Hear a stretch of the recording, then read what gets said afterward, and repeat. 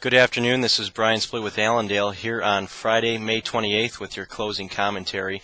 It actually turned out to be a pretty crazy day in the grains with the sell buttons getting pushed across the board here at about 11:30. So the corn market did lead the grains lower. We actually finished 14 1/4 lower in the July contract. Settlement was 359. That's down 10 cents on the week. The December contract was down 13 1/2 at 380, only actually down 5 1/4 on the week. Moving over to soybeans, July was down 14 cents at 937 3/4. That's down 3 1/4 on the week. November soybeans down 11 cents today at 907 3/4. That's actually up 1/4 on the week. And moving over to the wheat, we did have the July contract down a dime today, 457 3/4. That is a settlement below the previous contract low that we made prior to this week's trade. That's 14 1/4 lower on the week. December was down 9 1/2 at 505 1/2. And that was down 14 1/2 on the week. Now, as far as the grains, we were really led lower again by the corn today based on favorable weather conditions and also a little bit of outside market pressure. Your baseline support for July corn is going to be in that 350 to 355 range with resistance at 375 and main resistance at the upper end of our recent range with that spike high of 385. On the soybeans, really we were pressured by spillover selling from the corn and also good weather for the remainder of the planting for soybeans. The declines midday were said to have been limited by option trade with a lot of the traders buying the November $11 calls. So that was said to have been supportive to the market mid-session, but we did go down and make new lows late in the day. The July range that we're trading in currently is about $9.25 to $9.55 with a November soybean range roughly $9 to $9.22. The wheat also actually started higher today, had some short covering initially, but we failed to take out the highs of the week early in the session, and with the corn market backing off, the wheat just couldn't hold on. We also had a little bit of additional pressure from a purchase of wheat. It's 180,000 tons purchased by Egypt, and none of that wheat was given or purchased from the United States, most of it going to Russia, so that also exacerbated today's move. Moving over to the livestock, we did have the hogs finish mixed today.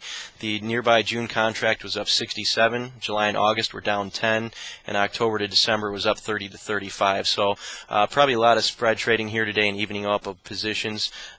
We typically have the cash market bottom next week, and typically we'll see about a 2 to 4 week rally as we go into the end of June. Cash pork did trade mixed this week. As far as the cattle goes, we had fats down $1.50 to 80 cents. Most of the selling was in the August contract. The feeders were actually down 10 to 40, and the weakness was in the deferred contracts and the feeders today. Moving over, or actually let me talk about the cash beef 1 second here. We were down $1 at the midday report, and that's actually $3 to $5 drop for the week. And we are expecting some higher show lists already looking forward to next week as well. Moving to the outside markets, we did have the dollar up today. Probably some safe haven investment moving into this long Memorial Day weekend, and we also had support from a weak euro. The euro took a little bit of a beating mid-session today. About the same time the grains backed off on reports that Fitch had downgraded Spain's debt, basically saying that the austerity measures that they need to put in place are going to slow their growth potential at this point. So we did have the equities trading down. We're down into the final hour. It looks like we're trading about 85 points lower in the cash index for the Dow at this point. We're about almost 100 points off of the lows that we made about an hour ago. And again, the main move in the equities was also based off the news on Spain. Crude oil did settle 58 cents lower today at 73.97 in the July contract. And ahead of the weekend, with a nice rally that we've seen in the past couple days, crude oil really latched on to equity trade and kind of mirrored the equity movements for the session. But that's your summary for the week. Last but not least, we are not trading on Monday, and we want to remember that that is because of Memorial Day.